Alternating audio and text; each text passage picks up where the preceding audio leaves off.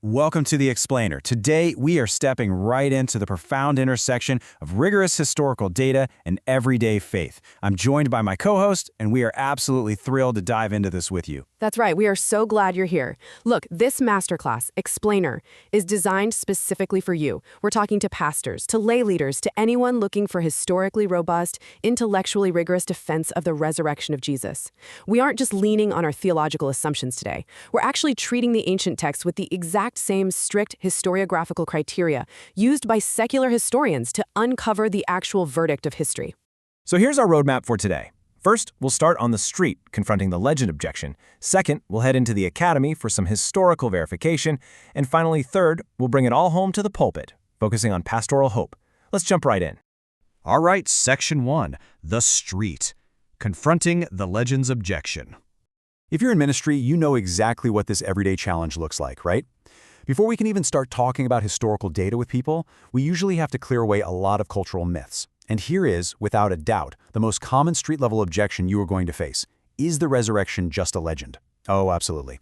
The skeptic's script almost always sounds exactly like this. Well, over decades and centuries, the stories of this simple Jewish rabbi just grew, and eventually he was transformed into this divine superhero. They love to compare Jesus to legendary accumulations, the copycat Jesus theory, King Arthur, Romulus, that sort of thing. And hey, on the surface, it's a fair question, but it has a massive historical blind spot. It really does. Historians actually use a diagnostic tool we can call the speed of the legend. Historical research on Roman historiography shows us that it takes more than 2 full generations, so well over 70 years, for legendary elements to completely wipe out a core historical fact. But here is where it gets incredibly fascinating. We have a creed preserved in 1 Corinthians chapter 15 that critical scholars actually date to within 3 to 5 years of the crucifixion. 3 to 5 years. I mean, that is chronologically impossible for legendary accumulation. There just wasn't enough time. The core claim of the resurrection was right there at the very start, right in the exact city where the events took place while the eyewitnesses were literally still walking around. Which brings us to Section 2, the Academy, historical verification. So, for this deep dive phase, we're taking off our theological hats for a minute. We're going to evaluate the New Testament strictly as ancient Greek source documents. To do this, historians use very specific criteria. The first one is the Criterion of Embarrassment. This is absolutely crucial for MDiv level historiography. The principle is actually pretty simple. An event is highly likely to be historical if it's embarrassing or counterproductive to the author's cause. Think about it. Early movement leaders simply do not invent stories that undermine their own authority or make them look foolish. If it's embarrassing, well, it's almost certainly true. Exactly. Now, the second tool is enemy attestation. And this is another absolute heavyweight criterion for historians. It really is. If the enemies or the hostile critics of a movement inadvertently affirm a certain fact while they're actually trying to argue against it, historians lock that fact in as historically certain.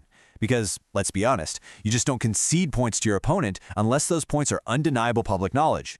So when we take those academic criteria and apply them to the ancient documents, we are left with what scholars call the 4 bedrock facts. Fact 1, Jesus was given an honorable burial by a member of the opposing Sanhedrin, Joseph of Arimathea. Fact 2, the tomb was discovered empty. Right. And fact 3, multiple post-mortem appearances actually occurred, to both individuals and to crowds. And then fact 4, the sudden, literally history-altering origin of the Christian faith. And what's absolutely vital for us to grasp here is that an overwhelming consensus of critical historians, and yes, that includes non-Christian and secular scholars, accept these 4 pillars as historical bedrock. They aren't really up for debate in the academia. Let's actually apply that criterion of embarrassment to fact 2, the empty tomb. Now, if the early church was just fabricating a myth from scratch, you'd completely expect them to write that prestigious male disciples, guys like Peter or John, discovered the empty tomb.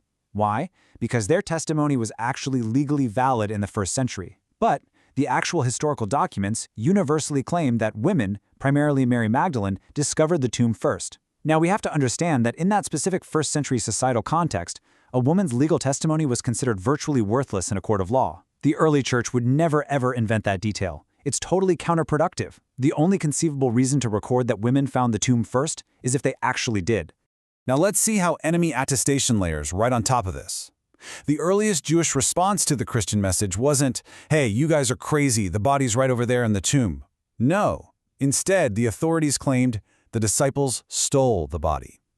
And notice the massive historical trap they walked right into. By arguing about how the body went missing, the hostile enemies of the movement are inadvertently verifying that the tomb was in fact empty.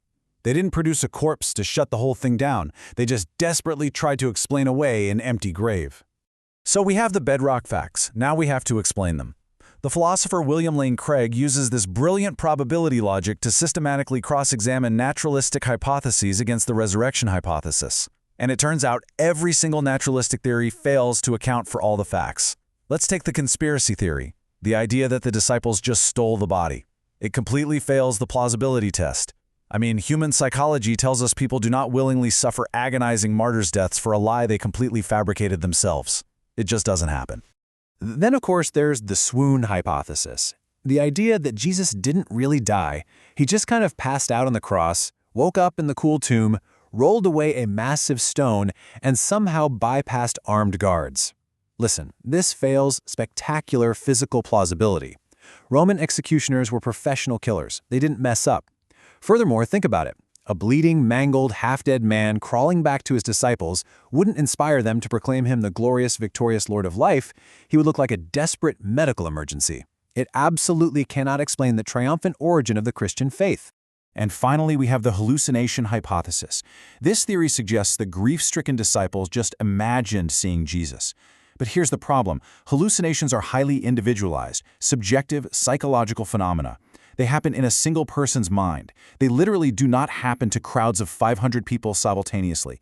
It's like trying to share a dream. You just can't do it. And here is the absolute knockout punch for that theory.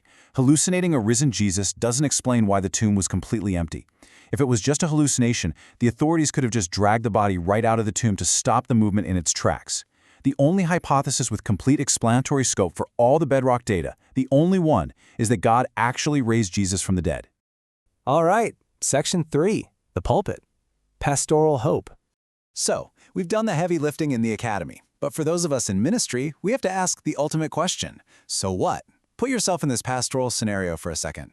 You are standing beside an open grave with a family in your church who is just numb with grief over the loss of a loved one. In that exact moment of intense pain, generic platitudes about, a spirit just floating in the clouds, they feel incredibly hollow. A grieving family requires the concrete anchor of a physical resurrection. Now, we don't rush past their grief, obviously. Even Jesus wept at the tomb of Lazarus. But we must point them to the reality that because Jesus rose physically, our hope is not some ghostly, ethereal survival, it is a bodily resurrection. Here is your homiletical hook, right here. This is the truth that deeply anchors a Christian's faith. You can tell them, our faith does not hang on a philosophy, it hangs on a physical event. Because the tomb of Jesus is empty, your hope is full. That is so powerful. Because look, if Christ stayed dead, he was just another failed prophet. But because the verdict of history points unequivocally to his physical resurrection, he truly holds the keys to death. We do not hope in a myth. We rest firmly on a historical event that has been tested by the rigorous fires of history.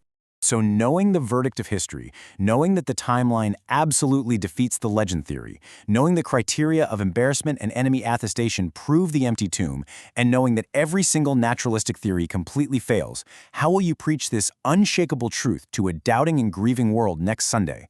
That's the challenge we leave you with. Take this historical evidence, step into your pulpit, your Sunday school class, or just your everyday conversations, and preach the historical reality of the resurrection with absolute, unshakable confidence. Thank you so much for joining us for this explainer. Keep studying, keep teaching, and we will see you next time.